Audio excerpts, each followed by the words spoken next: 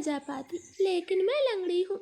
गुड़िया बेटी, क्या आपको भी बेर खाने हैं? हाँ मम्मा, मेरा दिल तो बहुत है, मगर मैं लंगड़ी हूँ। मेरी बेटी लंगड़ी है तो क्या हुआ, उसकी माँ तो स्वस्थ है। चलो आज मैं आपको बेरी के पेड़ पर ले जाती हूँ। आप भी जग्गू कुक्कू की तरह डाल पर बैठकर खूब बेर खाना। अब जल्दी चलो। फिर एक टोकरी में गुड़िया को बिठाकर मम्मा चिड़िया भी घर से बाहर चली जाती है। खट्टा मीठा बेर है, दिल कर रहा है इसकी गुठली भी खा जाऊं। नहीं जग्गू, गुठली नहीं खाना, बेर बहुत है, तुम बेर को ही खाओ। मैं तो कुछ बेर अपने घर भी लेकर जाऊंगा।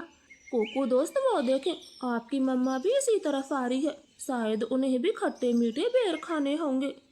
फिर मम्मा चिड़िया गुड़िया के साथ पेड़ पर बैठ जाती है। गुड़िया तो कई महीनों के बाद घर से बाहर आई थी, वो बहुत खुश होती है।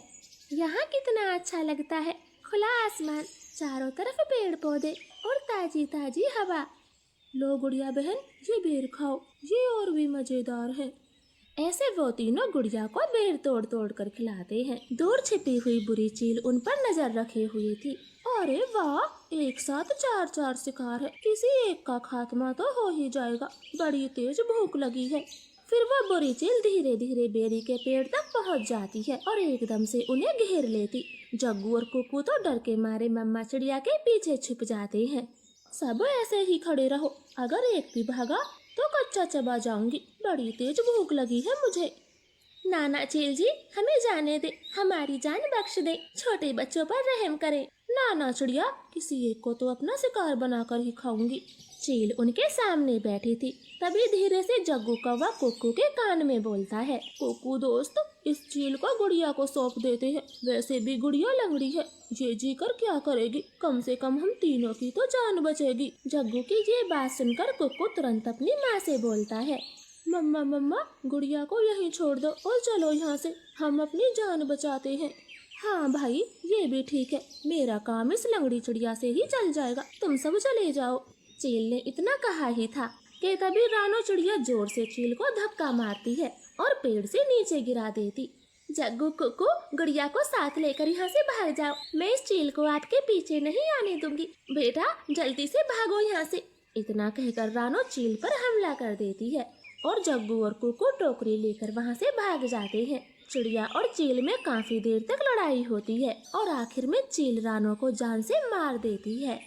मरगी, छोटी चिड़िया मरगी, मुझसे लड़ने चली थी, अब तेरा मांस में मजे से खाऊंगी।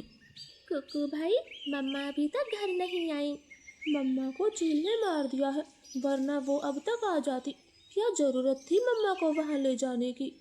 भाई, अगर हम वहाँ ना होते तो वो बुरी चील आपको खा जाती, आप ऐसा क्यों बोलते हो?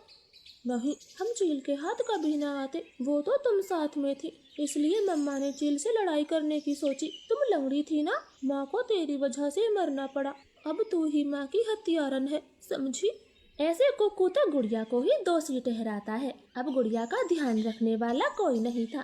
कुक्कू सारे सारे दिन बाहर घूमता फिरता, वो लंगड़ी बहन का बिल्कुल भी ख्याल नहीं रखता, चाहे वो भूखी हो या फिर प्यासी हो। भाई, सुबह से रात हो गई है, आप मेरे लिए कुछ खाने को नहीं लाए? जंगल में भोजन की कमी हो गई है, अपना पेट भरना ही बड़ा मुश्किल है, ऐसे में तेरे लिए दाना कहाँ से लाता? ऐसा बोलकर कुक्कू तो सो जाता है। गुड़िया को पूरी रात नींद नहीं आती, क्योंकि वो तो कई दिनों से भूखी थी। मम्मा मम्मा, अगर आज आप जिंदा होती तो मेरा कितना ख्याल रखती, अब तो मुझे भी भूखा सोना पड़ता है, मैं क्या